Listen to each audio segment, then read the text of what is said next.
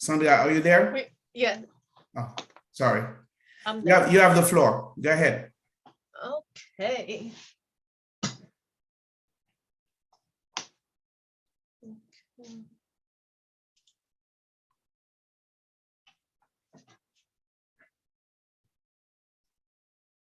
All right, so everybody's at the waiting room. All right, good afternoon. I hope you had the time to do the little trivia that we had for you. We'll give the answers at the end of our session. Hope you enjoy them.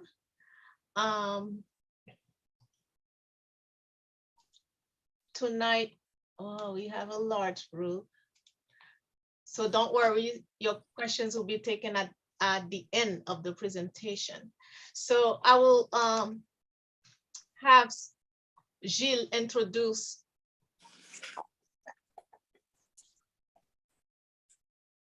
the AHP's mission in presenting the seminars is to share with you our heritage in a way that is very concrete as we move forward to become stronger as a community in Haiti and abroad. And not only that, the same for us, our kids, the next generation. Gilles, do you want to? Sure. I'm not going to say too much. So primarily for us, as many of you may already know AHP, or if you're new to AHP, our mission is to promote the professional development of those of Haitian descent using workshops, educational sessions, scholarship, as well as other programming activities, events, community to elevate the professional side of the Haitian descendants, those in Haiti as well as those here. Primarily, we use our 4 pillars of advocacy, of organizational development, community enhancement, and professional improvement to actually deliver on those activities. When it comes to the heritage, we do appreciate our heritage because it obviously is part of our identity, the spirit of who we are, and having that element of our heritage celebrated and also acknowledged by our children is important to keep the spirit and the continuity of our existence. So with that said, for us, in light of that, this month we had a session on May 17, which was on genealogy, Haitian genealogy, and that was well attended. The following week, we had a spotlight on a project in Northeast, in Wanamet, highlighting a botanical garden that is being developed by a Haitian citizen who lives right now in Quebec, Canada. And again, now we're doing another webinar about Kreyòl and how it connects to our heritage. All of these sessions were primarily meant to illustrate and connect the aspect of our heritage with various facets of our lives and how best we can use them to leverage, but also to influence our way forward. So that's how we see the heritage playing a significant role in terms of our identity, our spirit, and continuing to grow to be the better version of ourselves moving forward in all aspects of our lives. Turn over to you, Sandra. Thank you. Sure. Again, welcome. Let me also introduce myself. My name is Sandra Duval. I am so delighted to be here. Haitian Kreyòl is one of my favorite topics, one of my passions, and a lot of my work in my research deals with language planning, which includes language planning for Haitian Kreyòl. I will be facilitating and taking your questions again at the end. Hopefully we'll have a very engaging session as you ask your questions and come out and leave the session wanting more, hopefully. And so that we can keep this going as we try to maintain and nurture this beautiful culture of ours. Again, let's remember that the materials that are presented here are for general educational purposes only. Any views or opinions expressed by the speaker represent solely the views and opinions of the individual speaker and have no bearing in relation to the individual's employer or the Association of Haitian Professionals in any way. So we want to make sure we always put that out there as we present different information to you. So the presenter, we're delightful, we're honored, we're excited. We feel lucky to have Serge Bellegarde to be our presenter tonight, talking about a very important topic, again, dissecting Haitian Creole, and talking specifically about the myths and reality of Haitian Creole. As we know, many of us have not grown having Haitian Creole used as an official language. That was done in '87. And so it's new. It's new for many of us. So there are a lot of misconceptions. So tonight we'll get some answers. Serge Bellegarde is a member of the Haitian Creole Academy, aka also a board member for Comité pour Advancement Langue Kreyòl. So a little more about him. He's a retired reviewer, translator for OAS, which is Organization of American States. He obtained his bachelor's degree from the School of Language and Linguistics of Georgetown University, majoring in linguistics and French. He also has a certificate of translation from Translation School of Georgetown and holds a master's degree from Howard University with a specialization in Caribbean history. Mr. Bellegarde speaks 5 languages. Can you believe it? 5 languages, which includes French, Haitian Creole, English, Spanish, and Portuguese. He is also a member of the Haitian Academy, which I said earlier, which was mandated by the Haitian Constitution of 1987 and came to creation in 2014. He's one of the founding members of the Academy. That's why I said we're lucky to have him. He has a lot of history about language planning in Haiti. He spent a lot of time promoting Haitian Creole and the defense and the linguistics rights of the Haitian people. Mr. Bellegarde is also a board member, again, of Have Served Volunteer Network, Beyond Borders, Caribbean News Network, and Comité pour Advancement Langue Kreyòl, known as COMALAC. All right, so you're in great hands when it comes to learning this topic. Before we get started, we wanted to take some time to think a little more about why we came. We all coming from different spaces when it comes to Haitian Creole, meaning some of us are very fluent, some of us are not as fluent, some of us learned it in Haiti, some of us learned it from a family and friends overseas.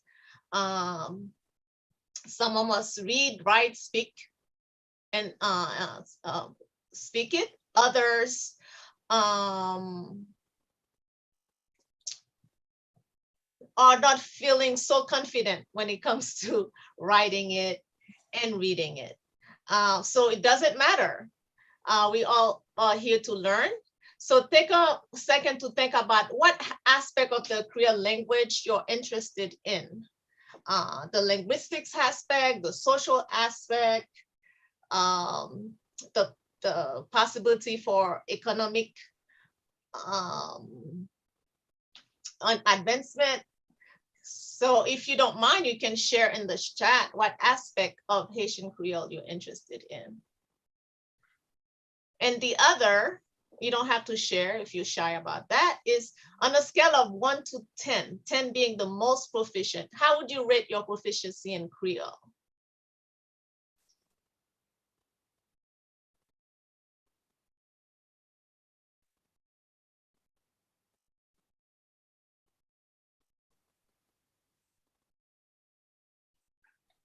How do you rate your proficiency?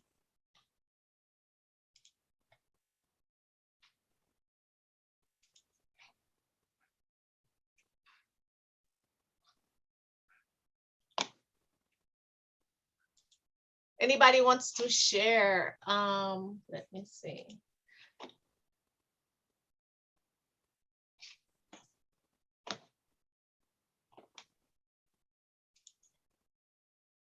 Dr. Duval, c'est Guy Yes. bien-aimé. How are you?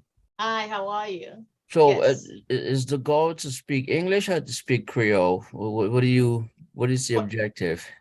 For tonight? Yes.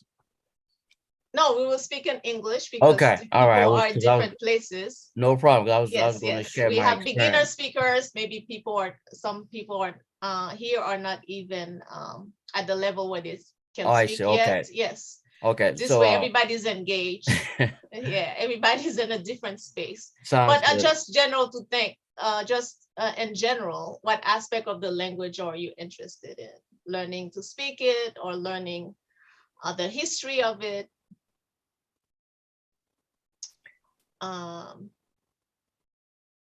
And do you feel your proficiency is? Just general thing to think about. And as Serge Bellegarde speaks, maybe some of the answers will come to your mind. If not, you'll have the opportunity to ask questions. All right, so the three topics we're gonna talk about is myth number one is spoken language variable, not variable language. So many believe that Haitian Creole is a spoken language. It's great for conversation, social situations, but not really a viable language for academics, not really a viable language for very serious matters such as law or government documents and so forth. The other topic we will discuss, which is another myth, is what is the mission of the Haitian Creole Academy? Serge will talk more about what the Academy is for those of you who might not be familiar and what exactly is their mission. And the third topic is a myth. Also, should there be even a controversy in terms of naming the language? Should it be Haitian or Creole? Those are three popular topics. That's why they were selected. Usually in most sessions, those are the three topics that most people tend to ask questions about. So we decided to address those three in our first sessions, but feel free at the end to ask questions that may deviate from those a little bit. All right, so I will give Serge the floor to discuss the first myth. Thank you very much, Sandra. Et nan non Komalak, qui c'est Comité pour avancement langue créole, m'a remercier l'association professionnelle haïtienne. On behalf of Komalak, I like to thank the Association of Haitian Professionals for inviting me this afternoon for such an interesting and important topic. And I will speak mostly in English because I know there are people who may, according to the chat at least, who may understand, etc. But to make sure that you get the gist of what I want to say, I will mostly speak in English. From time to time, I might switch into Haitian Creole, but don't be scared. I will be speaking mostly in English. The title of this webinar was extremely interesting, Dissecting Haitian Creole. And there is a lot to say about it. And that is why I chose to title my presentation Myths and Reality. In an article dated May 21st, 2022, a Korean teacher named Young Jong Kim, she's a teacher at the Northridge International School, Cambodia, and she said the following: "It has already been proven by many researchers that the linguistics ability of the native language has a close relation to the development of cognitive abilities and learning abilities." And later she continues to say, "Learning the native language signifies learning the same history and culture of your parents, relatives, and even the generations before and after. The self-awareness that you belong to your native country gives confidence and stability. Confidence and stability. You know what you're speaking, you want to express yourself, and that's me continuing. You want to know who you are, what you know, you express yourself properly in your native language, as many scientists have already proven. And another Haitian, very famous Haitian poet and activist, Félix Maurice Olewa, had always said that the Haitian people should use Haitian Creole, and he had made the commitment to fight for Haitian writers to write only in Haitian Creole. What the Korean teacher said is perfectly correct. What Maurice Olewa said is only partially happening, as there have been some notable books written in Haitian Creole or translated into Haitian Creole. There is a lot more to do though. And I'm going to try in this presentation to examine some of the reasons why the evolution of our national language has been so arduous. And that's why I decided to look at the issues in terms of myths versus reality. So let's start with the myth number one. You probably heard it more than once from both Haitians and non-Haitians that Creole is only a spoken language and is not a viable language. It does not have any written Three rules. lobster. I could just cook the lobster, considering. Maybe the facilitator might ask people to mute their microphones so as not to interrupt the flow.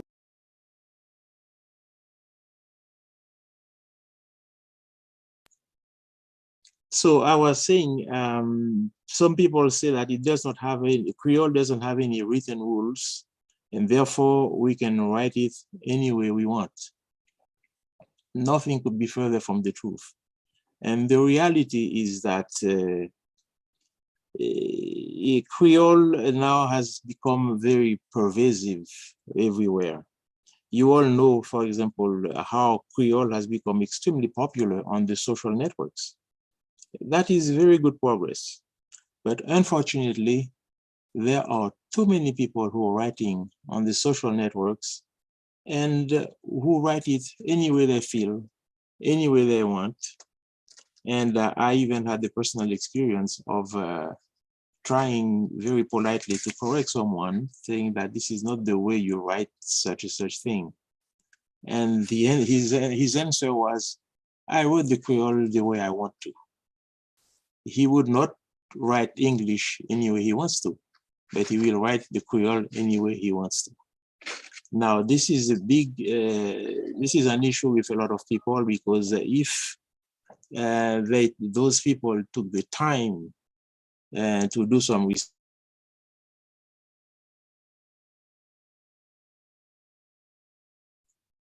if the people took the time to inquire and to try to obtain information, they would know that there is plenty of material now that facilitates the learning of Haitian Creole in all its aspects, whether it's writing, whether it's reading, whether it's studying in Haitian Creole. Such has been the progress in the last 20-something years, if not more. And as far as the grammar is concerned, there are at least 3 or 4 Haitian grammars that have been published. And the Haitian Creole Academy, which I will talk about a little later, but the Haitian Creole Academy is right now working on the general grammar. That there is a committee that has been working on that, and the work is progressing very well. Many will still make these comments because they don't know, either by ignorance or sometimes they do not want to admit that the Creole, the Haitian Creole, is a language in its own right. I was saying, for example, that a lot of scientists have determined that a child learns in his or her own language much better when he's doing so in his own native language. And this is the case not only in Haitian Creole, but any other Creole, whether the Creole is Portuguese-based or English-based. The Haitian Creole Academy was mandated by the Constitution of 1987. And because of a series of social and political conditions in the country, the Haitian Academy, the Haitian Creole Academy, actually didn't see the light until 2014. In 2013, Parliament adopted the law creating the Academy, which actually was installed on December 4th, 2014. So that makes it 27 years after its creation by the Haitian Constitution. And that already gives you an idea of the kind of difficulties that the language is facing in developing. But that's why we can say that Haitian Creole is a language of resistance, because despite the opposition by a certain group of people in Haiti who are, for some reason, viewing Haitian Creole as a threat to the hegemony of French, they find all kind of excuses to oppose the language. But just like any other fighting things, the Haitian Creole is a language of resistance which will not die, because we have the advantage in Haiti of having 100% of the people speaking the language. Now the problem now is to go from speaking to learning and writing and standardizing the language. And this is one of the main objective of the creation of the Haitian Creole Academy. And other signs of progress is, for example, the work that is being done by the Massachusetts Institute of Technology, known as MIT Haiti, led by the famed linguist Michel Degraff, working on the teaching of science in Haitian Creole. We'll have the opportunity to talk a little bit more about this aspect of the development of the language a little later. Another sign that I should mention also is what's happening in the island of La Gonave in Haiti, where you have a school community called Matenois, where the teaching is all in Creole. And I had the opportunity to visit the Matenois school, and it's absolutely amazing to see how the kids, they have all the first 5 years of schooling is all in Creole with a full curriculum where they learn math, English, literature, gardening, everything. And it's a joy to see them expressing themselves in their language. And that's one more proof of what can be done when the kids are learning in their own language. Another criticism of some of those people who say that the Creole language is not viable is the amount of material that is being produced in Haitian Creole. Novels, poems, and the translation of famous books in Haitian Creole. The Masters of the Dew, Gouverneur de la Rosée, has been translated in Haitian Creole by a member of the Haitian Creole Academy. Lionel Desmagat, who is fairly well known by maybe some in the audience, has been writing poems and translating French books into French from French authors into Haitian Creole, like Tartuffe, Molière, etc. We also have,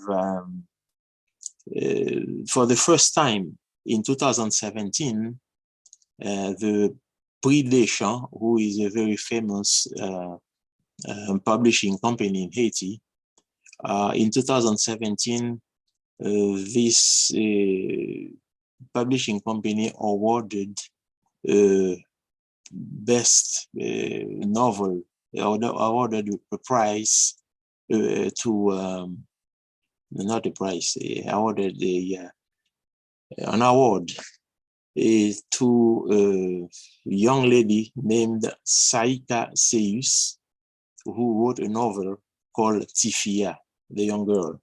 And that was a first.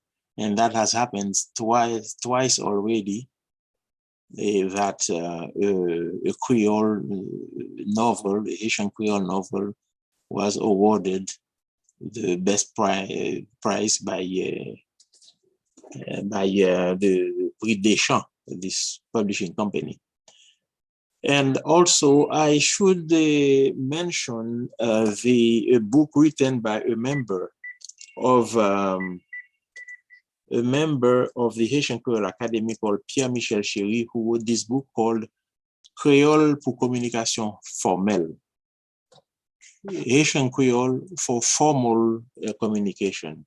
And this is a book that is obviously not for beginners, but for some people who already have quite a lot of knowledge and who will learn how to phrase Haitian Creole when you write, because it has its own structure. And some people have a tendency to speak Creole using the French structure, and that is what is called a decreolization. And this is an extremely important book. Most likely, there will be some other issues that members in the audience might want to ask some questions about. So I'm going to go to the myth number 2, and whatever question you have, feel free to ask. Now, going to myth number 2.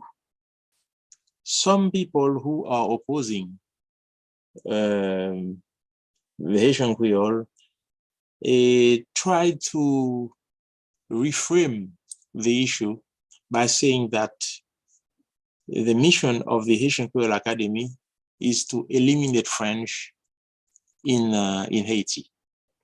Nothing could be further from the truth. And recently, there is a Mr. Patrice Dalancourt, who is a former education minister. I think he was in education. Anyway, he was a former minister in the Martelly government. He wrote this article in which he talked about an effort being made to displace French and have it replaced by Haitian Creole. Nothing could be further from the truth, because the real mission of the Haitian Creole Academy is to defend the linguistic rights of a great majority of Haitians. That is, it is well known, and this is a reality, that more people in Haiti speak Haitian Creole than speak French. And to tell you the truth, I am among the small percentage of Haitians who know French pretty well, having spent my whole career translating into French, so I can say that I know what I'm talking about.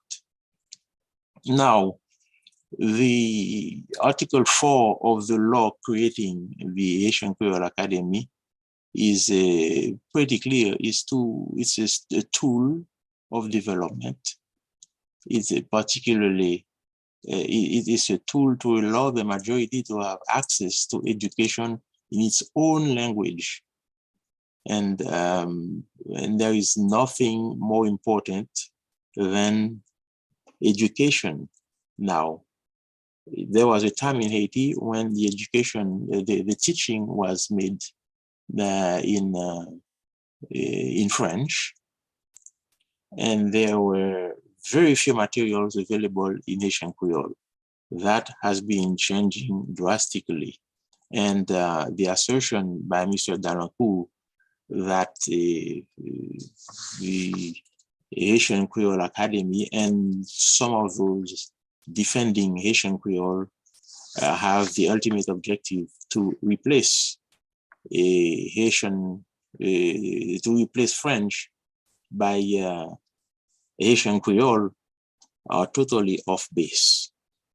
And in that sense, as I said earlier, Haitian Creole is a language of resistance, because the more there are efforts to stifle the language, and the least successful such effort will be. And in that sense, Mr. Dalancourt's article is a vivid example of the kind of resistance that the development of the language is facing. And to go to the myth number 3,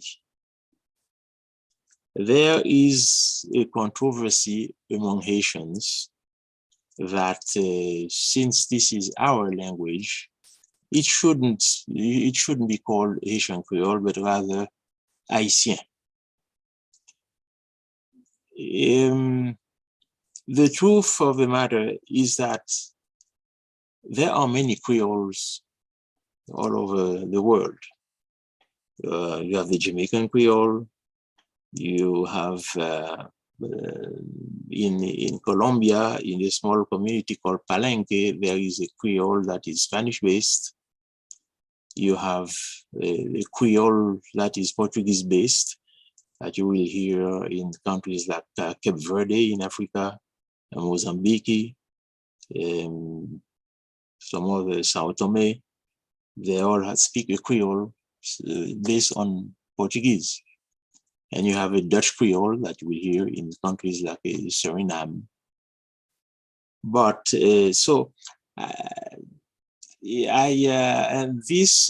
I'm talking about this subject, and I call it a myth in the sense that the priority given by some Haitians to replacing the denomination of the language, to call it Haitien instead of Creole, to me is misplaced. And I should underline that what I'm saying is my personal position on this, because there has not been any decision taken by the Haitian Creole Academy. Actually, we have been so busy that we have not really paid any attention to this, because there are much more urgent issues to discuss about the Haitian Creole.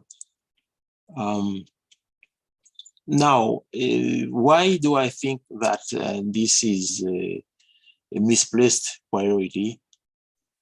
I can understand that it is nationalism impulse to have something that is yours and you name it Haitien.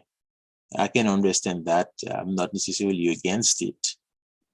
And the day, for example, that we will have a government with the vision to have a serious policy on languages in Haiti, linguistic policy, then if such a government should decide within the policy that to call the language Haitien, so fine, everybody will call it Haitien. But there are a number of practical things that will be very difficult to overcome. Namely, for more than 200 years, people have been saying they call their language Kreyòl. So to have a population change Kreyòl to Haitian, it's going to be extremely difficult. That's what I think. So therefore, do you want to spend more time telling them the language is not Kreyòl, it's Haitian, while a majority of them do not have access to education in their own language?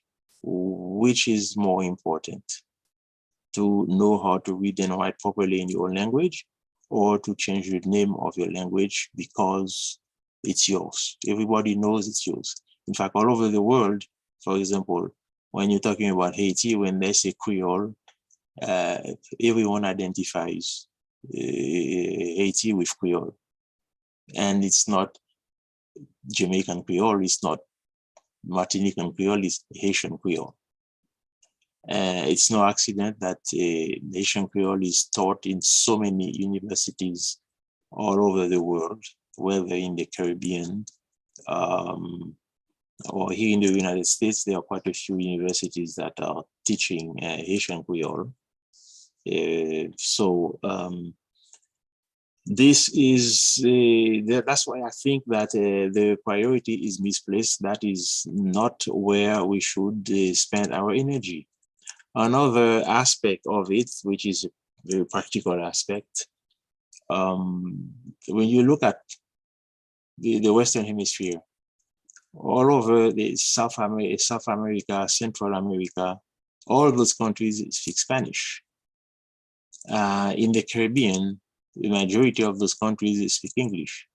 And I do not hear, for example, the Peruvian say that I speak Peruvian, or the Argentinians say that I speak Argentinian, or the Ecuadorians say that I speak Ecuadorian. They all speak Spanish, with regional variations, just like we have regional variations within the language in the West and the language in the North, in Cap Haitien. That's normal that we have regionalism. In the Caribbean, they all speak English, the majority of them, but they don't. You don't hear them say that I speak Trinidadian, I speak Barbadian, or I speak Saint Lucian. So they all speak English. You can, I can pick up the accent of some of those, the nationals of some of those countries, but it's English. So logically, it doesn't make sense to spend that much time calling it Haitien. But as I say, I'm not going to say that I'm totally against it. If there is a higher authority in the country that decides to change the name, then that's fine. But up to now, that's why myself personally, and many of us in the academy, we always say Haitian Kreyòl to make sure that, you know, we're talking about the Kreyòl that we speak in Haiti, because you also have the Kreyòl in Martinique and Guadeloupe. That has its own differences, and in countries like Dominica, in Trinidad, in part of Grenada, Saint Lucia, of course, the Kreyòl is very much influenced by the Kreyòl from Martinique. And when you know Kreyòl well, when you listen to them speaking, you can pick up structures from Martinican Kreyòl. And even in the writing, sometimes the use of some accents, etc., you know, it's not Haiti. But the fact remains that Haiti has the potential, actually de facto, Haiti is the leader of the Kreyòl world, just by the sheer number of Kreyòl speakers. We are nearly 12 million Haitians who speak Kreyòl, and that's more than all the other islands combined, whether they're in the Caribbean, whether they are in the Caribbean or in the Pacific, like La Réunion or Seychelles, or in Maurice. So it's in Haiti that you find the highest number of Creole speakers. So Haitian Creole permeates everything that we Haitians touch. The language is even being taught in a place like Germany.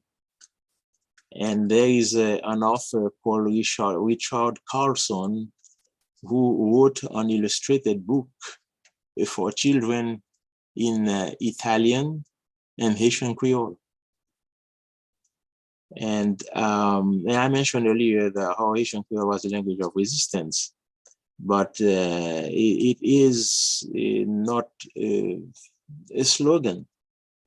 But the issue is that it is hampered by the lack of vision, and I would say the incompetence of and the bad faith of some of our leaders, who should understand that Haitian Creole is not a matter of just speaking the language.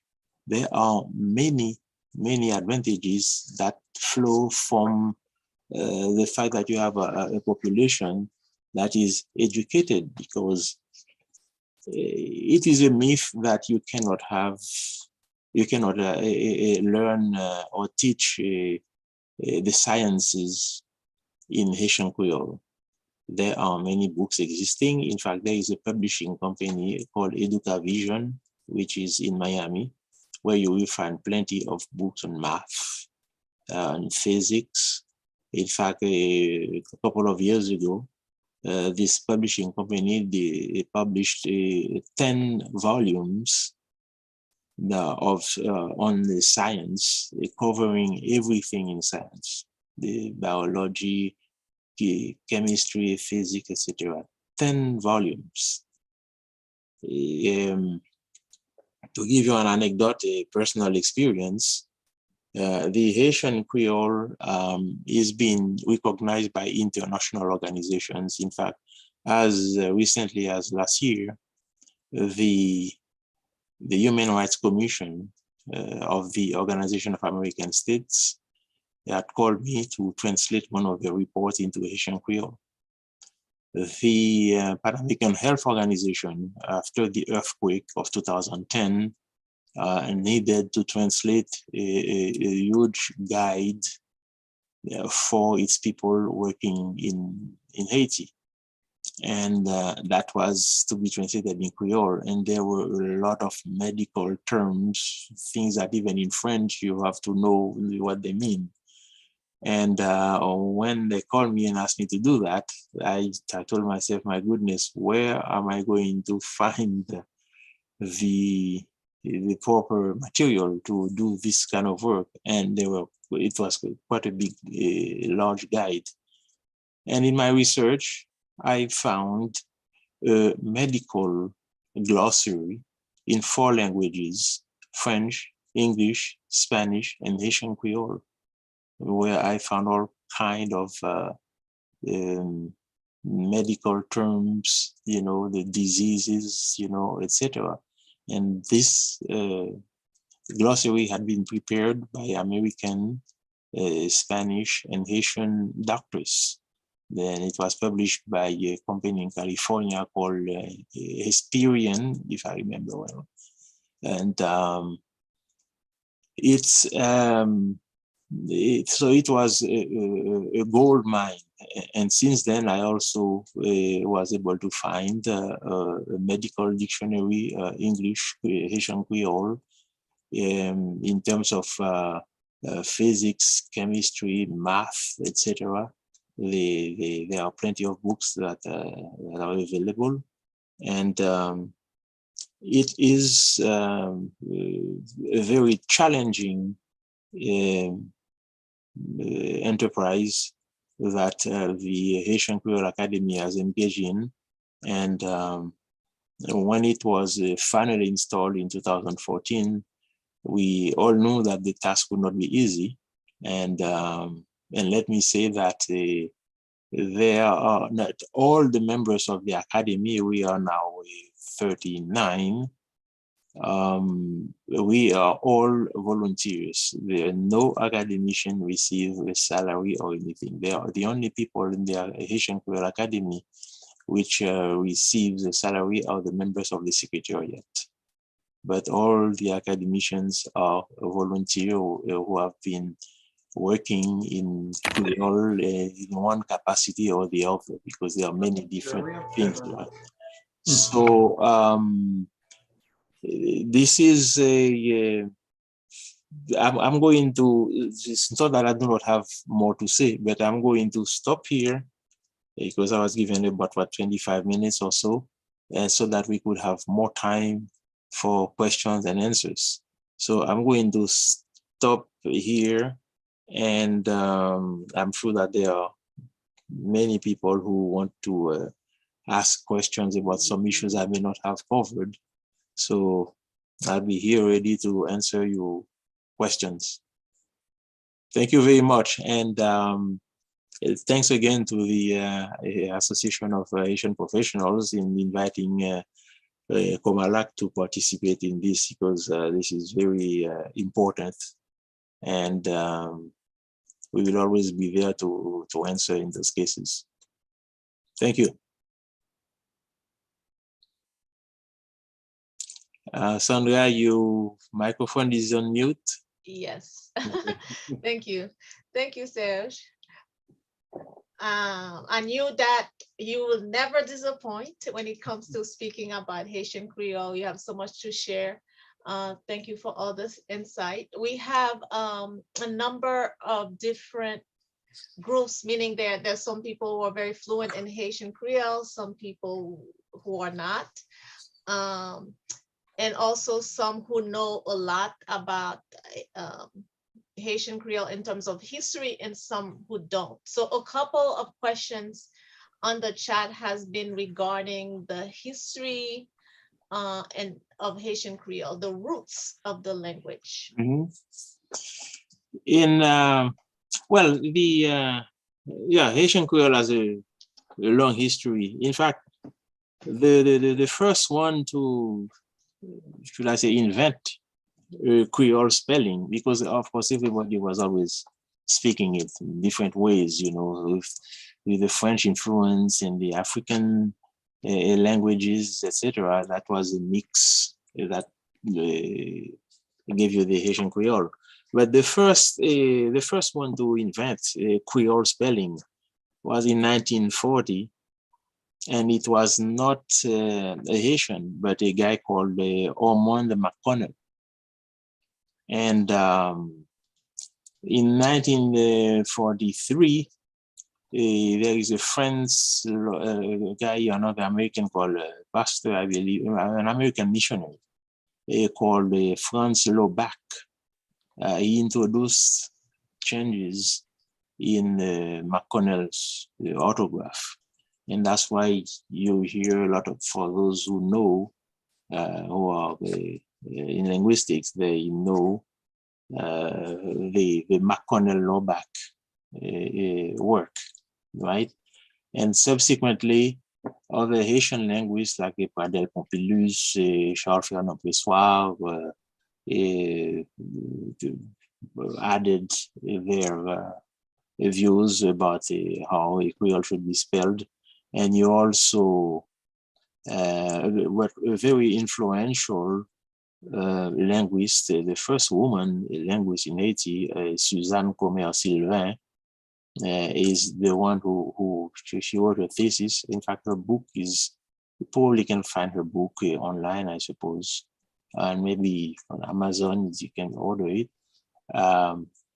She came, you know, and then had some very influential work in the development of the Haitian Kreyòl. But while all this was going on, the African influence was never lost on the development of Haitian Kreyòl. In fact, the Haitian Kreyòl, you will see that as the same structure as the language spoken in West Africa, particularly Togo, the Ewe language, where, for example, in Haitian Kreyòl, you have the article after the substantive, you find the same structure in those language. And of course, in terms of the sound, etc., you have the Fon language spoken in Benin. So all that mix intervenes in the development of the language. But it was in 1979 that the Minister of Education at the time, Joseph Bernard, decided that the best way for the language to develop properly was to be taught properly, and it had to be properly written. So Joseph Bernard published a document on the Haitian Kreyòl alphabet. And this is the alphabet that in 2014, the Haitian Kreyòl Academy made some very slight modification, and it became the official alphabet of Haitian Kreyòl. When Joseph Bernard introduced this alphabet, of course, there was a lot of resistance for the same socio-economic reasons. The thing is, it was not to be unexpected that there was that much resistance. And it was, when this alphabet was introduced, it was supposed to be an experimental, and the experiment was not supposed to last this long. But in Haiti, those things are very, can be very problematic, something so controversial. So finally, then, as I say, the Haitian Kreyòl Academy published the official alphabet 2 years ago. 2 years ago, yeah. No, that was in 2017. The Haitian Kreyòl, the Academy published the official alphabet of Kreyòl, the definitive alphabet, and hopefully in a few months there will be another resolution on the spelling. Some things that need to be standardized, and the Haitian Academy will publish another more comprehensive document on the Kreyòl alphabet, which should hopefully tie in all those things that were left out. I don't know if that answers the question. Yes, there were a couple of questions on Kreyòl. I think you were comprehensive. If I may add also, the beauty of current times as we're trying to do language planning is that more people are traveling and more people have access to places that they never had before, meaning more of us are able to go to the West Coast of Africa and discover for ourselves the names of places and songs, and we find, oh, this is the name of a real city in Benin.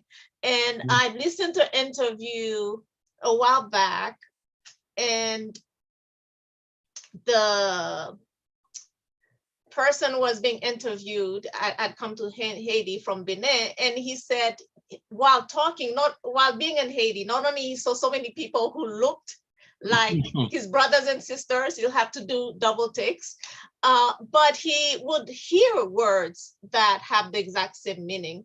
And the two words that he said was degi. I don't know if you guys are familiar to get degi, yes, but in Haiti, when you go to the marketplace, and you buy a lot of oranges, a lot of avocados, or what have you. People will always say "ubak bom degi," meaning a little surplus from what if you bought a pound, maybe they can give you a quarter of a pound as degi, a little bit more, right? It's like a discount. Right. So it's a Haitian discount. Degi, and he was surprised to find out not only he heard the word, but it had the exact same meaning. Yes. It's very fascinating. The other part of the interview, he did say that the word Haiti, he Mhm. believes is also from ancient African languages, because in his language, Ai, he says mean land, Right. and T mean your land. So he believed the word even Haiti, it has an African origin, even though many of us are thinking that it has a origin from the indigenous who lived on the island. So all those things we're discovering because we live this in a wonderful time, the age of information, that most people have access to a lot more information that generations before us did not have. So I will, as we discover about Haiti and the languages, and remember it took Haiti, and linguistically is not really a Kreyòl, but as we discover more, as we do research, we'll find even more the beauty of the language as we travel and discover. Max Beauvoir had some interesting information that he had found also about the word Haiti, and what you said is correct. That's what he was suggesting also. But speaking of Benin, in 2020, just before the COVID explosion, I was in Benin, and I had the opportunity to visit quite a bit. And a small anecdote, we went to a restaurant. I was with my wife, and we went to a restaurant, and there was a guy who was meeting us at the door. And I said, let me try something. So went in, and I greeted him in Kreyòl. I said, "Oi, comment you?" And he answered normally, "I'm fine, you know." And it's just that there's somebody on the chat who just said that Haitian Creole has a kind of the same sound as the African languages. That's it. He probably heard some sound that he's familiar with, and maybe even if he didn't know the words, but because just the sound. So he answered as if, you know, he understood what I had told him, and he answered properly, you know. And so, yeah, of course, the ties between Haiti and Benin are deep, and and for those who don't know, if you go to Benin and you say that you're from Haiti, the people will revere. They would, as I was told so many times when I said Haiti. Oh, well, Haiti, c'est notre grand frère. Haiti is our big brother. And that's the way they greet Haitians. Yes. So I'm going to try to get additional questions. Please. There were many comments, definitely. There are many comments about the tonality of the language and the sound, feeling familiar to other African languages. I guess to make it easier, are you able to raise your hand using the hand raise icon so I can see? There was somebody earlier. Sandra. Yes. I think Anne Philogene had her hand raised for a while, so I don't know. Okay, let's go to Anne. Oh, thank you so much. Okay. Yeah, I just had questions about like going more into depth about how Haitian Creole relates to like African languages, because I am of Haitian descent. My father was from Haiti, but I'm also half Japanese too, and pretty much in our household we just mainly spoke English so we could all communicate. But I have had just like me being of different cultural backgrounds, always have had like communication challenges, and it kind of takes me a while to like process things, I guess, because it's hard for me to say what is my like native language, because it's like I'm mixed like that, you know. But it's like, but my parents, they raised me, and they both have come from different places. But it's like when I compare, like I don't really understand what people are saying too much when they speak in Haitian Creole. But I can kind of like tell, like if the emotions, like if it's something they are like mad about something, or something is like a big deal, or if they're like upset, like I could kind of like tell, like now I don't know the exact words, but I could tell like if like my, you know, if they're like talking about me, I could tell if something like they're not happy or if they're proud or something like that, but I don't hear the words.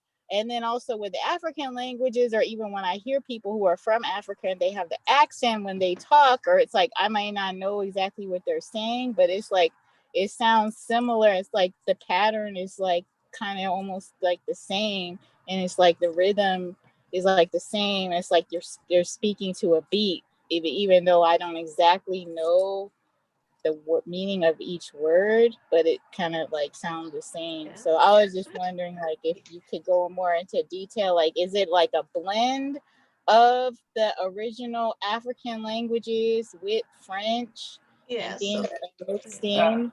so all languages that are Creole are a blend of multiple languages.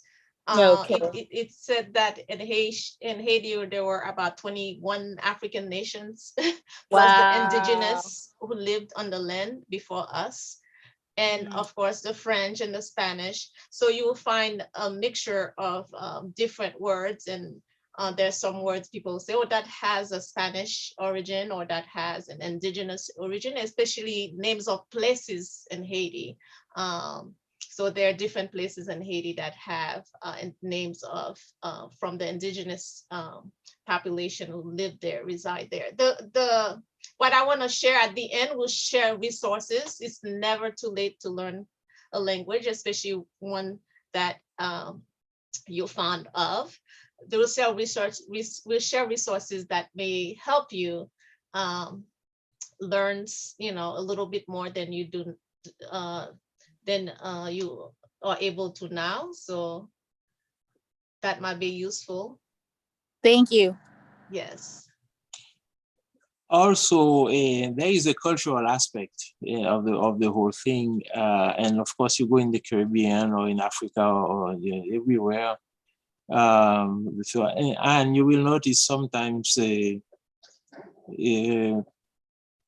Haitians, just like some Africans, they can say some things without uttering a word, just with your mouth or your lips. When you are making fun of somebody, you don't need to say anything, just on your face with your mouth only. If you can literally the sound, yes. Or if you, but people can see me, I can show that, you know, sometimes you're talking about somebody, you say, what are you talking about? And say, well, you don't need to say anything. Or, you know, you just watch the market women when they talk sometimes.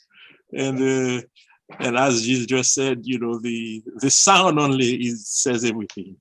Yes, for sure. Definitely language includes just not just words, but sounds and gestures. And in Haitian Creole, for sure, we have many of those. I'm gonna ask Margie. It seems that you have a question. Yes, and it may be more of a comment as a non-Haitian and a learner of Creole. And because of some of the work that I do, that I spend time talking with people in the streets of Haiti, I struggled at first with how do I communicate and how do I translate different words with nuances in English into Creole when, for instance, there's only one word for like or love, and, you know, or belle. It's beautiful, it's pretty, it's good, they're all the same. But what I've noticed is to address the, I don't know what to say, lesser number of vocabulary, Haitians come up with these idioms that are funny, that are beautiful, that are so expressive. And when I take my literal translation, it's hilarious. You know, and excuse me, some of these might be impolite or bad, but because I don't know the language that well, I don't know. But like Sasana Budao, that is hilarious, right? Yeah. A bit cold. hilarious. So that's things that I love about the Creole language. Yeah, indeed. I'm just reading in the chat. This is Christelle who says, I've heard that some people think that the language is vulgar. Do you think that there has been more vulgar words introduced in the language influenced by the economic political situation? And if so, how do we help younger generation and those outside of Haiti see Creole in a different light? Well, let me say that any language can be vulgar. It just depends on what word do you use. So it's not something that is particular to Haitian Creole, because sometimes when you listen to English, the English spoken, for example, in the high spheres, the highest spheres of those spoken among people who do not have any education or who just speak vulgar, it can be as vulgar as any language. So I am not sure that this is something you can say that it's the language that is vulgar. It's the words that you use that is vulgar, not the language. And those vulgar words, you find them anywhere in any language. So that's what I can say about this comment. Yeah, another question? Yeah. One question earlier was about standardization of Creole, the Yes. fact that people write Haitian Creole whichever way they feel. And that is a common question. How do we encourage our learners or compatriots to always use, or at least encourage to try to use the proper spelling as they write? A very simple way. There was a time, I will concede, there was a time when there was not enough material to actually learn how to read and write, but no more. There are enough books, enough teaching material to tell you, and there are enough rules, standardized rules, how to write the language. The thing is, when you learn any language, you have to have the self-discipline to get the book and learn the same way you had to learn English, or the same way I had to learn Spanish or Portuguese or whatever. And I tell you, when I came to this country many years ago, I don't need to say how many years ago, it was a long time ago, I had learned English in high school in Haiti, right? And I came to this country, of course I spoke Creole, but I didn't know how to write it, or I was reading it with a lot of difficulty. And you know what, in 1972, I said, you know what, this is not normal. I speak a language, and when I read it, I have problem reading it. I have to, sometimes when I read something, I have to utter the word and the sound tells me exactly what it is. I said, no, I need to learn to read and write it properly. And the fathers, the Père Adrien and Père William Spot, they had this little book called Bonne Nouvelle, and they had published the alphabet, the Creole alphabet. I took it and I studied it, and I learned. That's when I learned how to read and write Creole properly. So, you know, the word I mean to say is that you have to have the self-discipline, and you have to be willing to make the effort to write properly. The same way you will not write English any way you want. There is if you in English, in Haitian Creole, if you want a dictionary, you're going to find some. If you want grammar, you're going to find some.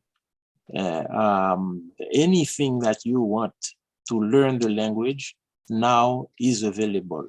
It's just a matter of being willing to make the effort, this mental effort. And many of us are too lazy, I'm sorry to say, or not some of them say, oh, it's too late, I'm too old, it's too late, I'm not Never going too to late. let you know. It's never too late.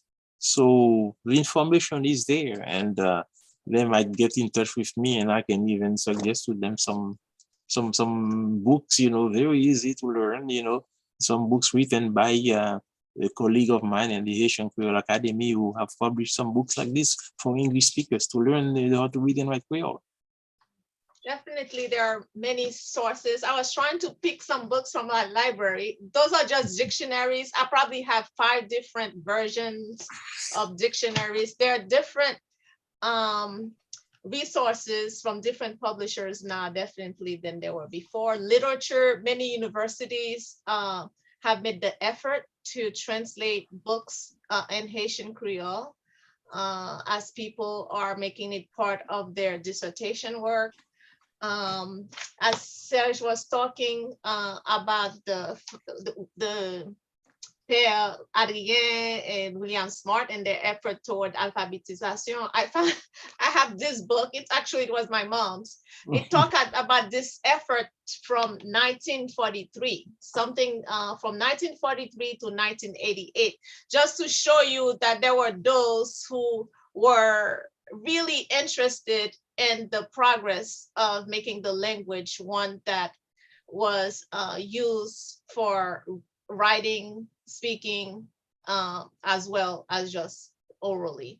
So it's an effort that started with grassroots movements for many decades. I've been with us for many decades. Let me see if we have more questions. While you're looking at this, there is something that I would be remiss if I did not mention this. As some of you may know, Cuba has been very close, has always been very close to Haiti in terms of the culture. Many Haitians went to Cuba and established themselves, and some of them are of Haitian origin and they are from 2nd, 3rd generation. Mm-hmm. And it is estimated that right now there must be about 1 million Cubans of Haitian descent.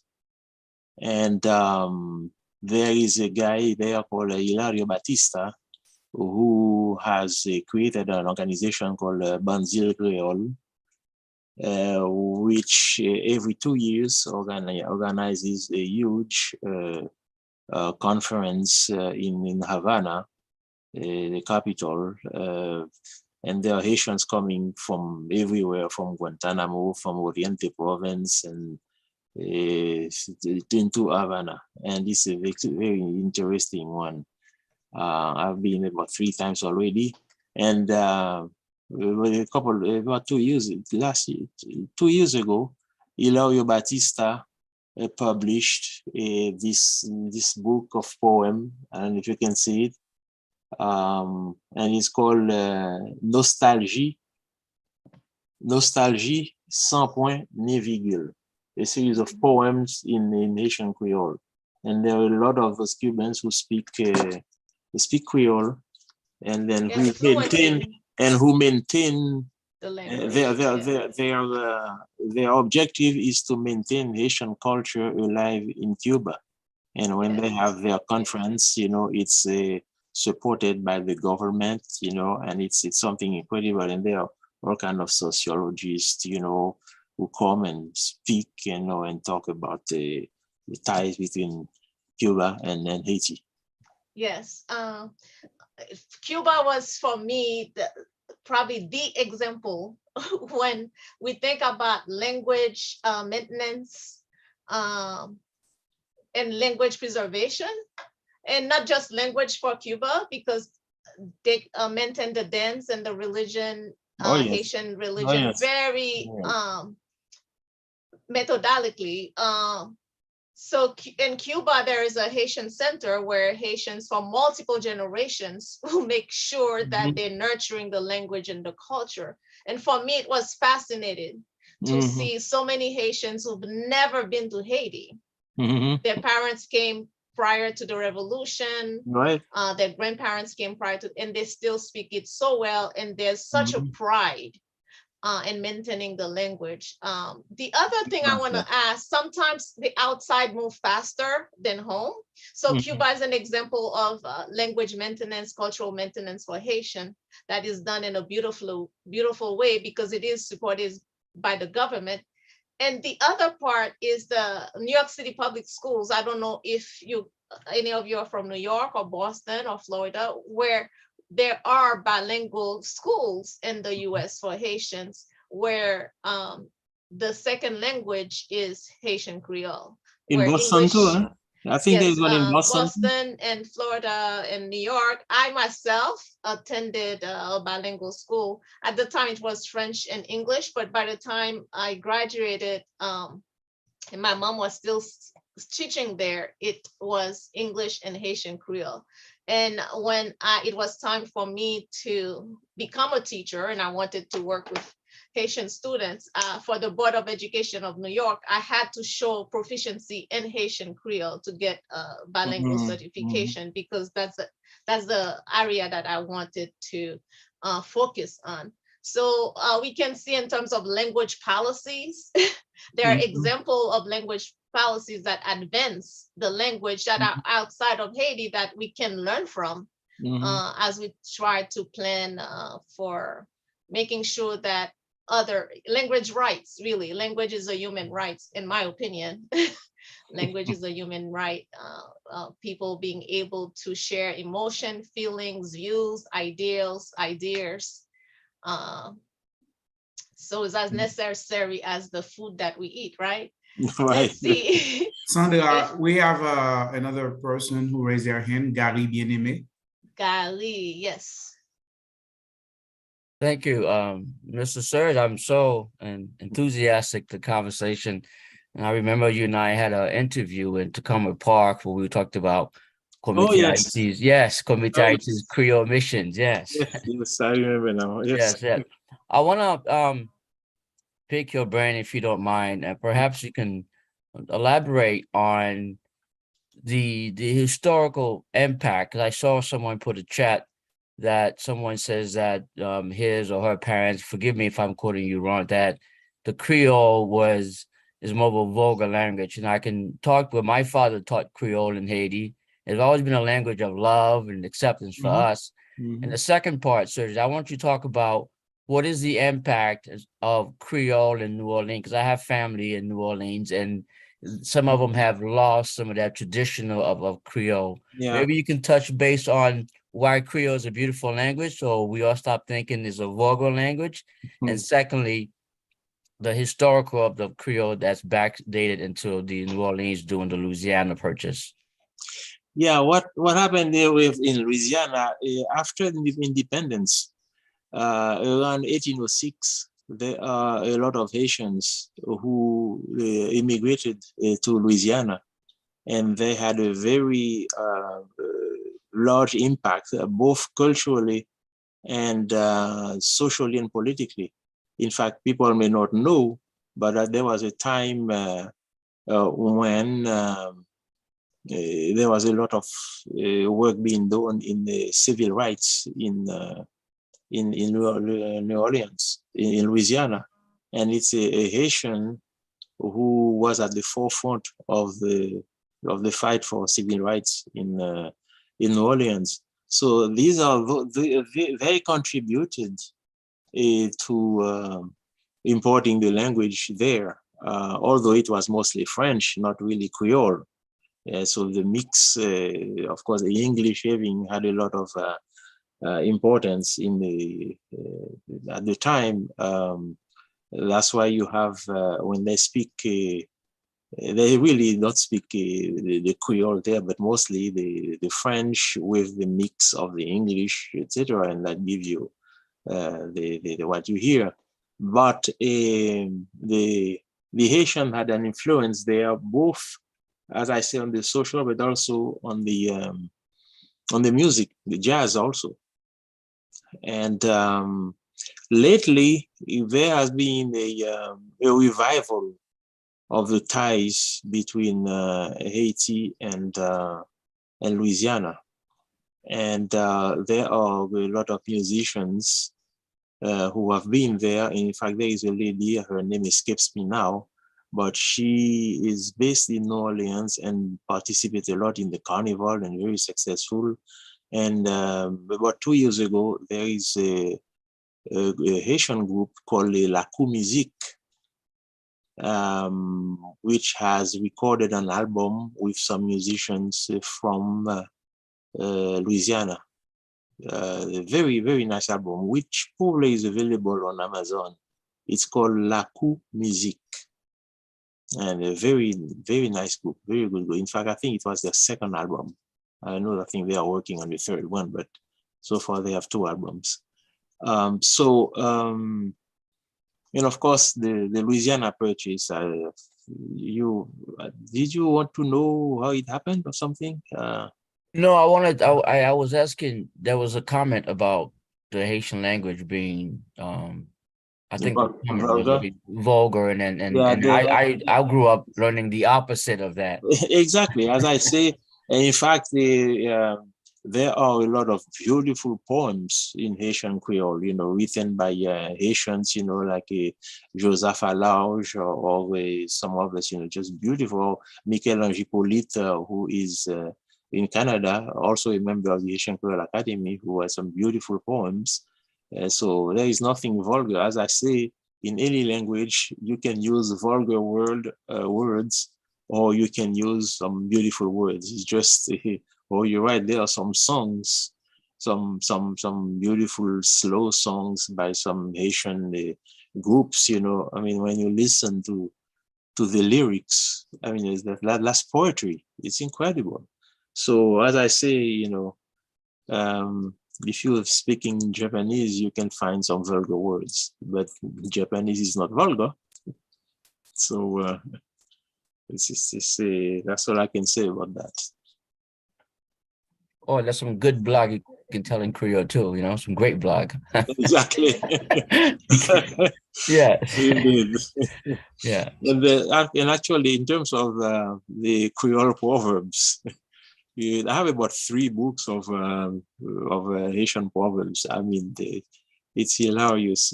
There are some beautiful work that is being done. In fact, right now I'm just looking at one by Charlotin Olivier, Dictionnaire proverbe, si parole ak 10 ans. So, but it's not the material that is missing.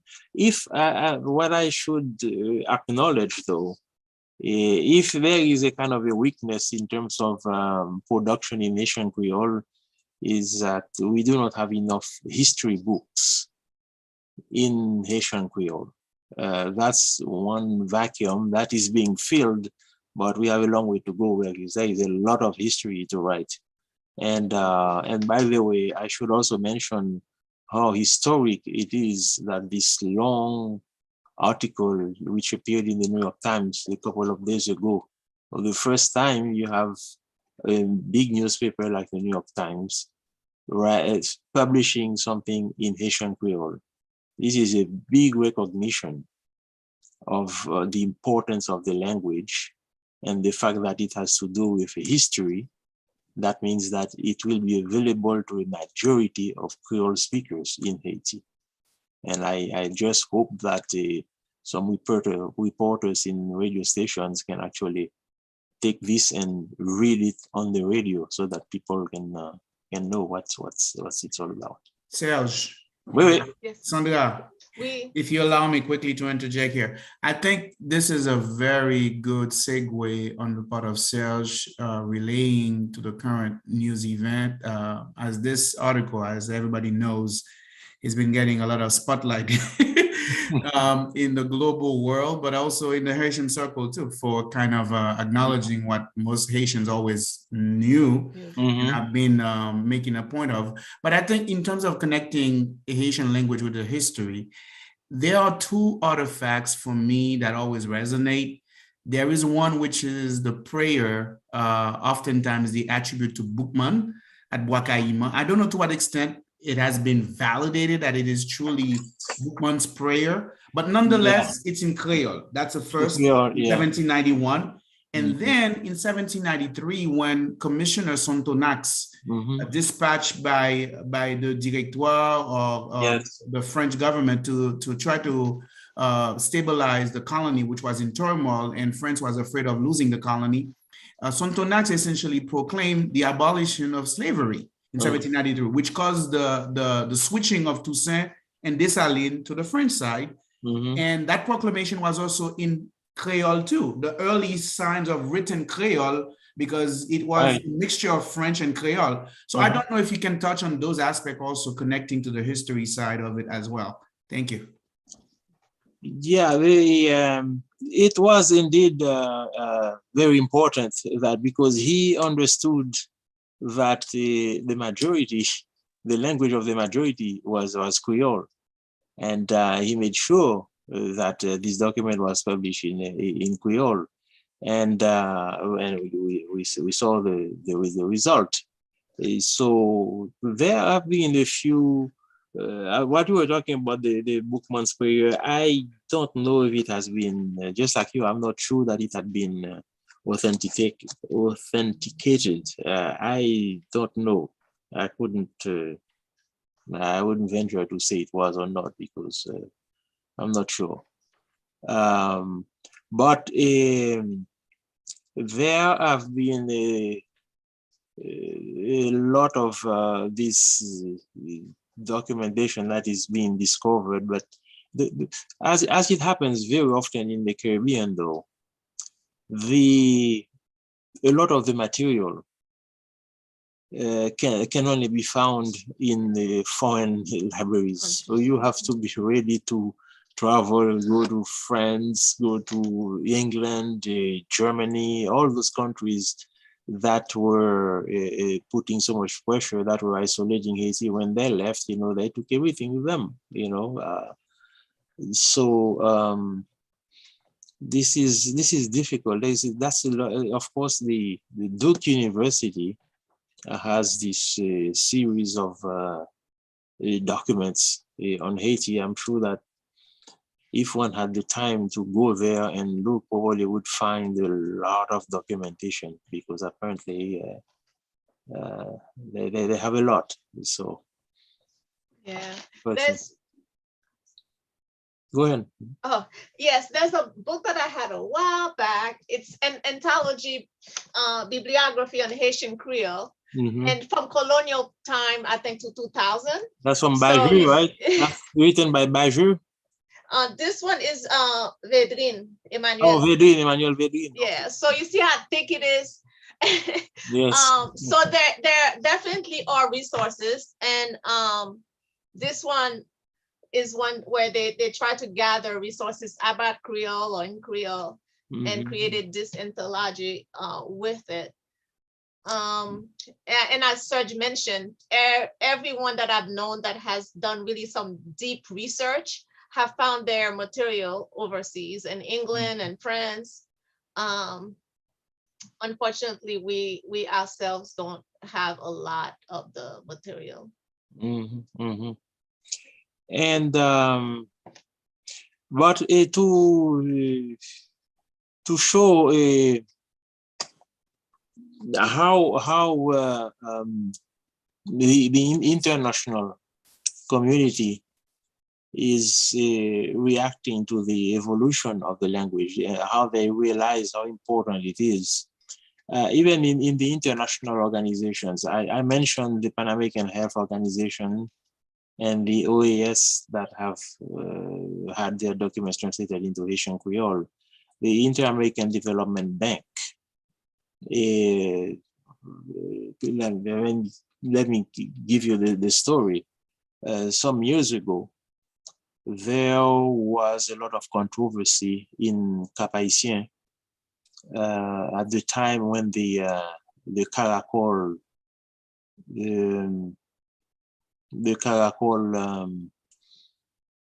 zone was being built, in Cap Haitien. That's where a lot of those big businesses were going to go.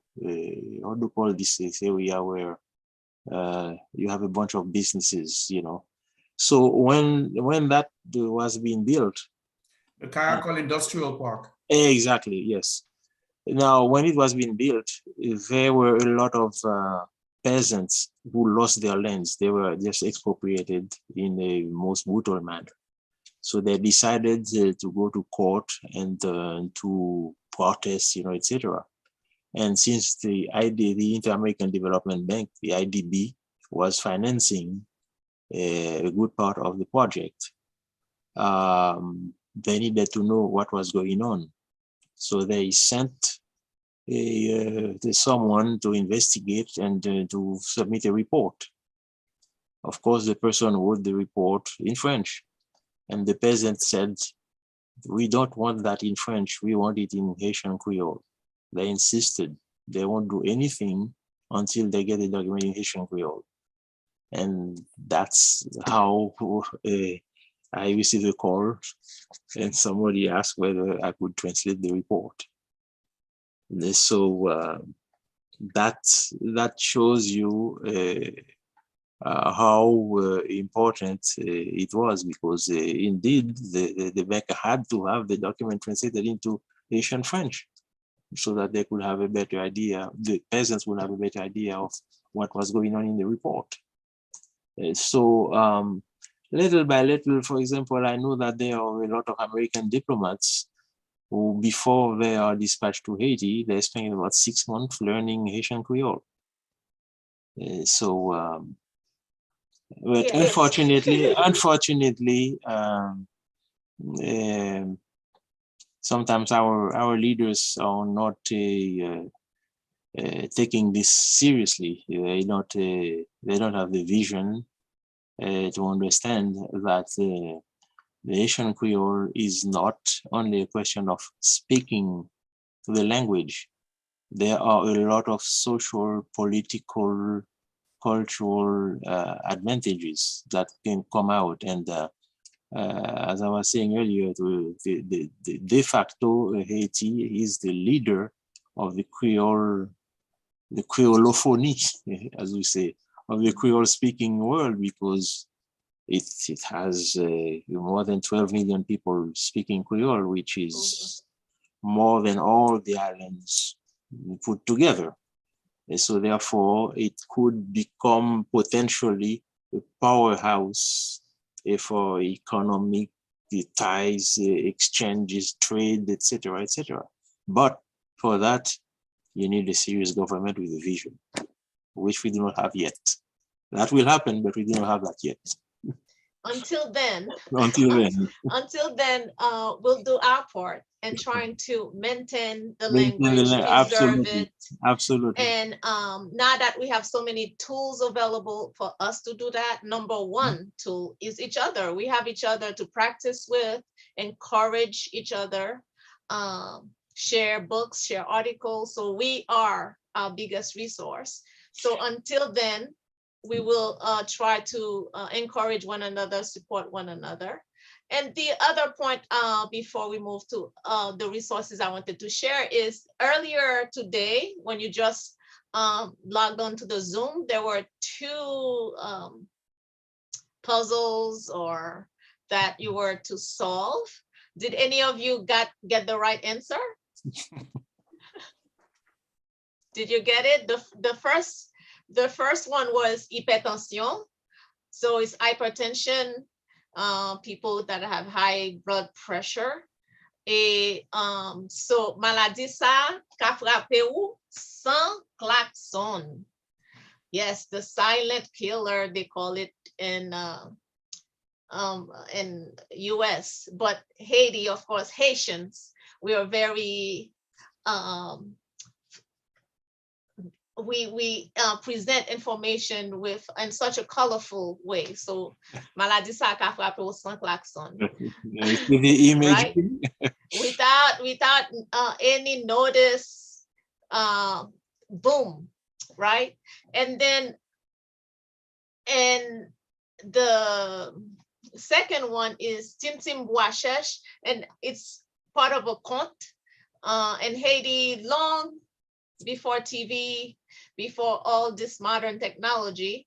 part of the joy of being a kid was sitting outside with elders and tire compte. So before the compte will start, they'll say Tim Tim, Washesh. I'm explaining for maybe if some of you are not Haitian. And a lot of Haitian language and storytelling is very call and response. So so that was the answer for the second one. So it's rivière qui pral dans la mer. So when the river is going to the sea, rivers are going to the sea. So for this resource, I'll let Gilles talk a little bit more about it. That's another way that you can engage in learning Creole. Gilles, do you want to add since you? Sure. Thank you, Dr. Sandra Duval. So we have one of our guests here, Reginald Saint-Fleur. And Reginald, you can say hi. Is actually the coordinator of that ad hoc group called Pujodia, which is essentially a platform. C'est une plateforme qui mette langue maman et papa nous devant pendant nous distrait nous. And he has a page on Facebook and a very large following on WhatsApp. So we also listed them as potential good resource for those who are interested, may not necessarily have all the full intermediate or experience level of speaking the language or the culture, but it's a good way to start getting nice little snippets. Every day there's a daily word of the day, tire compte, as well as personality of the day from the Haitian culture that Reginald and the team that manages that group on WhatsApp, Pujodia, they publish, which is very informative and very engaging. I relay a lot of his puzzle, as Sandra mentioned earlier, word of the day and so on in other group in WhatsApp, and everybody loves it. It's a very engaging, very interactive, and wanted to thank him and give him a shout out for that. Let's continue the good work, Reginald. And you can find it on the web at pujodia.com or on Facebook. If you go to Facebook, you can find a group. It's called, the page is called Pujodia, P-O-U, Jodia, as it is spelled on the slide. And on WhatsApp, there is a link. We will email those to you. If you want to join the group, you can also join the group on WhatsApp, and you can get the daily Kreyòl enlightenment that will make your day and your week very, very sunny, like a sunny Haiti. Yes. Thank you. I second that, Jill. Once Jill introduced me to this, I was hooked. I don't get a chance to see them every day, but often the words that they introduce to us are sometimes words that we don't use daily. So that's what makes this a great resource, because you might not find the opportunity to learn those words in the average language learning groups. So definitely, I definitely recommend it. The other one is Duolingo. Most of you are familiar with Duolingo learning, let's say Spanish or Japanese, or my students use it all the time when they first arrived to the United States. So this year they finally had the Haitian Creole version. So we were so excited. It's free, and it's especially great for younger kids as well. And they're all levels, so you can start at different levels. So that's why earlier I was asking you to think about what level. So you think you are, so you can start at the beginning or you can start higher. And please, those resources, share them with family and friends, so they too can take advantage of what's available now to us.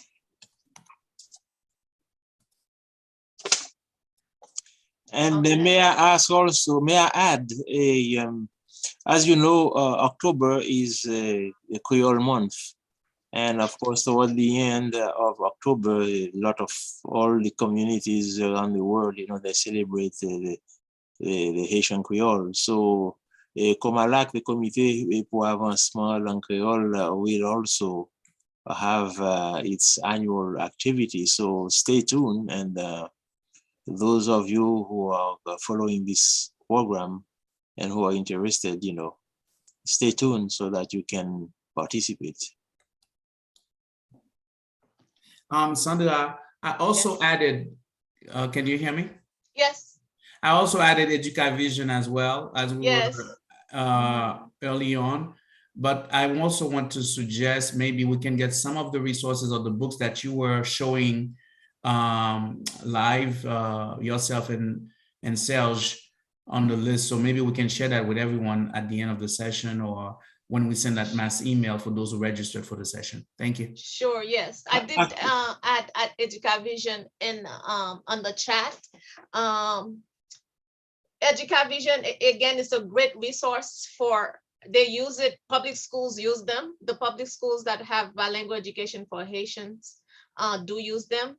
So they're vested in terms of creating academic materials, but they also will have literature for young kids, you know, just fun books to read. I bought a few for my niece. They definitely have books in Haitian Creole literature for adults. So definitely that's one that you should peruse and see what they have available. Actually, I think someone, I had mentioned this book by Pierre-Michel Chéry, Kreyòl pour communication formelle. Someone had said that they need, I think it was a she needed that book. You can also find it at EducaVision. Kreyòl pour communication formelle.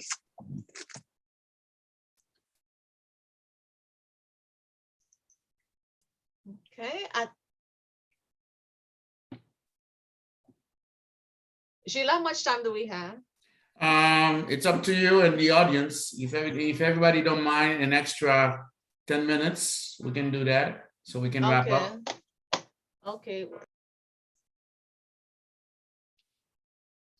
Everybody's okay with an extra 10 minutes, so we can do concluding remarks and everything else we wanted to highlight?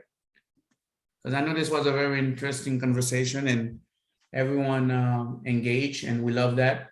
That's how we make it interesting, as virtually.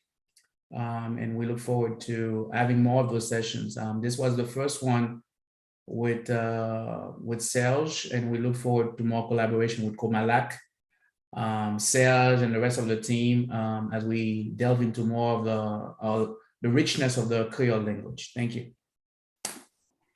So thank you, Gilles. To wrap up, one quote that I like to share is, language exerts hidden power, like the moon on the tides. And sometimes we don't know or don't see the power of a language. Over time, I've read a lot of work about the disappearance of languages. So I think now there are over 7,000 or so languages spoken worldwide, but there's some that are disappearing every month or so. Very many are disappearing. So I don't fear that Haitian Creole will disappear. There are so many speakers of Haitian Creole, but and it continues to evolve, just like all languages evolve, meaning that there are new words are created to fit the current situation, the current life, to express current emotion, life, and situations. So it's very much alive as a language. But my hope is that it will stay alive with the younger generation, those who are not living in Haiti, or those who are living in spaces where there are not too many Haitians and they don't get a lot of opportunity or many opportunities to learn. So hopefully those online resources that are now available will support the younger generation. So if we're losing language, we not only lose the language, but we lose all of the lessons about life that is encoded in the language, about health and music and healing and so forth. So nurturing the language in that way will preserve all that we know about our ancestors in a way. Upcoming events that will help us continue to network with other Haitians in the area if you're local. So this way you can practice your Creole with Haitians who live in the area. So those are two events. Gilles, would you like to share a little bit more? Sure. So as we know, today is the last day of Haitian Heritage. So this is our last event commemorating Haitian Heritage Month. As of June, the month of June starts tomorrow, and we'll be celebrating Caribbean Heritage Month. So there's a lot more going on in the Caribbean scene. There will be a film festival at the Silver Spring AFI Theater. There's also a lot of other events we will be sharing in our email distribution regarding Caribbean heritage. But for us, we will have an in-person networking event with complimentary bouillon night, Rendezvous Kreyòl Mixer at Port-au-Prince Restaurant in Silver Spring, Maryland, on Thursday, June 16, with a presenter, a speaker who will be sharing their story, their business story with you, with the audience. And then on June 26th, the big highlight for us every June is the last Sunday of June. We have our community cookout at Valley Mill Park in Maryland. So that will be the 14th annual cookout, which tends to be very well attended, and we look forward to everyone joining in. We'll have vendors, over 35 vendors on the field, music, activities for the kids, activities for adults, music, dancing, as well as teaching how to dance compa, teaching how to dance some Kizomba sessions as well, and also some sports activities on the field, a little soccer tournament, pickup soccer tournament maybe as well on display. So that's all I wanted to highlight for June, and that's all we have planned for June. And we wanted to at least remind you and continue to have your support as we move forward. Thank you, Sandra. Yes, and this has been recorded, is that correct, Jill? Yes, Sandra, it is. And then, so yes, so this will be shared for others who may want to share it with those who could not attend tonight. They'll have the opportunity to view. So HP expresses their appreciation. I want really to thank Serge Bellegarde to sharing his expertise, his knowledge, his passion about the language with us. It's always a pleasure to hear him speak about Haitian Creole. He has so many years of experiences and so many domains regarding the Haitian Creole language. Thank you again, Serge, for taking your time from your busy schedule to share a lot with us. And we're looking forward to many more. Absolutely. Just give me a shout and I'll be around. But I thank the Association of Haitian Professionals for having thought of organizing such a session. As you say, I always enjoy talking about the language, the Haiti in general, whether it's social, politics, or whatever. Sometimes I do have a tendency to talk too much, so I had to make sure that I didn't go over time. No. So thank you very much for inviting me and Komalake to participate in this activity. So hopefully next time, whenever you want to have something and you feel that I can contribute, I'll be around. We enjoy your company, Serge, and the other team members from Komalak. I know some of them were in the background, and I want to thank all of you. Thank you, Sandra Duval, for your facilitation, moderation, and always answering the call at last minute and pulling in to make this a successful event. Thank you to you as well, Serge, your collaboration, constructive conversation. And we're looking forward to more of these, because I think our language, our culture is so rich, and we have not even tapped to even touching 10% of it. So I think there's so much territory for the new generation to delve into and discover. And we look forward to more collaboration in that perspective. Again, we look forward to next year's and more collaboration. Anybody has anything they wish to add or interject before we close the session?